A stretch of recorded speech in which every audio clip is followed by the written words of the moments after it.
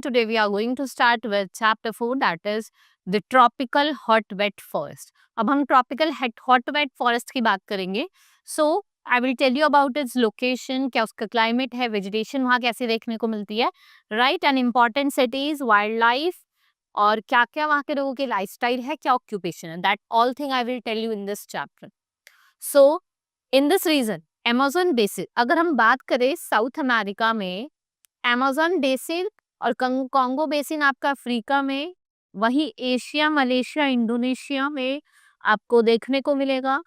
And इसकी जो location है ये 5 degree north and 5 degree south of the equator पे लोकेटेड है. क्लाइमेटिक कंडीशंस की वजह से इक्वेटोरियल रीजन जो है वो एंटायरली डिफरेंट है from land your lowlands. So location की हम बात करें, DRC Amazon basin of Africa, it's very suitable to study its unfavourable natural condition. ठीक है, जरूरी है हम पढ़ते हैं. ये कहाँ लाई करती है? Both side of equator, equator के दोनों साइड आप यहाँ देख सकते हैं. ठीक है, दोनों साइड, ये आपके इक्वेटर है, दिस इज इक्वेटर, दोनों साइड लाई कर रही है, इधर भी और आपकी इधर, राइट. ये कहाँ, ये रीजन है, इसको हम क्या कहते हैं? इक्वेटोरियल रीजन कहते हैं. इसकी जो कैपिटल, अर्लियर इसको पहले क्या बोला जाता था? जायरे बोला जाता था. It was known as Zaire, right. अगर हम क्लाइमेट और वेजिटेशन की बात करें, यहाँ पे क्लाइमेट आपको हॉट एंड वेट मिलता है through out the year. Average temperature जो होता है वो 27 डिग्री सेल्सियस होता है. टोटल रेनफॉल जो होती है वो 200 सेंटीमीटर होती है. डेली बारिश होती है आफ्टरनून में यहाँ पे, ये भी आपको ध्यान रखना है, राइट. जहाँ पे रिवर कॉन्गो होती है वो जहाँ पे आपको lush and thick green forest देखने को मिलता है. टॉल बैम्बू केन देखने को मिलती है, bushes, shrubs and grass, mahogany, rubber, cinchona, oil palm, ये मेन ट्रीज हैं जो यहाँ पे आपको देखने को मिलते हैं, right. And we see forest that is evergreen forest that are found over here. Wild life की यहाँ पे बात करें, आपको पॉइजनस इंसेक्ट्स देखने को मिलती है. Monkey, gorilla, butterflies, chimpanzees, all are found in DRC, that is Democratic Republic of Congo. Reptiles की बात करें तो snake, lizard, python, bender है freely. They are very poisonous. इनको हम natural zoo of the world भी कहते हैं. Lifestyle की बात करें यहाँ पे, तो यहाँ पे survey of United nation 2007 population जो थी DRC की वो 62.6 मिलियन थी.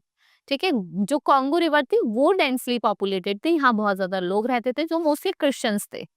ये क्वाइट टॉल होते थे, हैफ्टी होते थे. यहाँ पे जो क्लाइमेट होता था वो कैसा होता था? हॉट और ह्यूमिड होता था, राइट. कर्ली आपको हेयर्स देखने को मिलेंगे और छोटे होते थे बाल, राइट. यहाँ पे आपको बंटू ट्राइब देखने को मिलती है जो सबसे बड़ा रेशियल ग्रुप है आपका कॉन्गो का, राइट. यहाँ पे छोटे छोटे विलेज हैं, पीपल विलेज में रहते हैं. They follow traditional ways of living.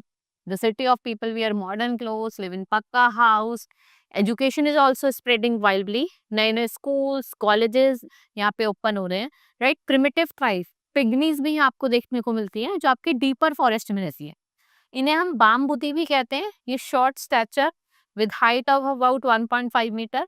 ये गुड हंटर्स होते हैं, ये नॉमेटिक लाइफ जीते हैं. They do not grow crop.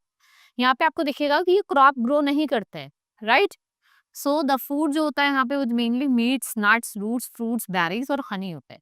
इन्हें डांस करने का, गाना गाने का बहुत शौक होता है. इंपॉर्टेंट सिटी किंशासा इसकी कैपिटल है, ये आपको पता होगा. जो बैंक ऑफ रिवर कॉन्गो पे लाई करते हैं, वी हैव मटादी, किशांगनी एंड लुम्बूसनी एंड कनांगा. मटादी जो है वो आपकी मोस्ट इंपॉर्टेंट सी पोर्ट है कॉन्गो का, और किंशासा जो है वो रिवर पोर्ट, मतलब रिवराइन पोर्ट है. ऑक्यूपेशन, यहाँ पे लोग क्रॉप ग्रो करते हैं जैसे rice, maize, cotton, coffee, right. These are the crop. Rubber, bananas, groundnut. ये फॉरेस्ट को क्लियर करते हैं फॉर फार्मिंग. कसावा जो है यहाँ का स्टेपल फूड है. क्या है? स्टेपल फूड है.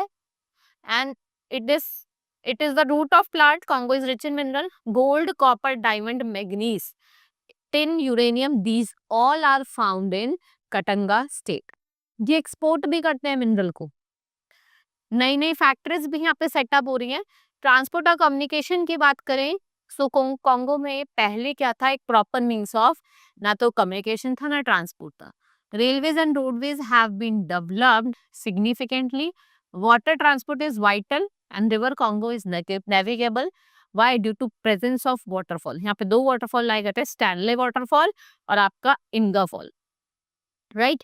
So this is all about this chapter. Hope you understood each and everything about the tropical forest. Now we will meet in the next class. Thank you for learning with me. Keep enjoying.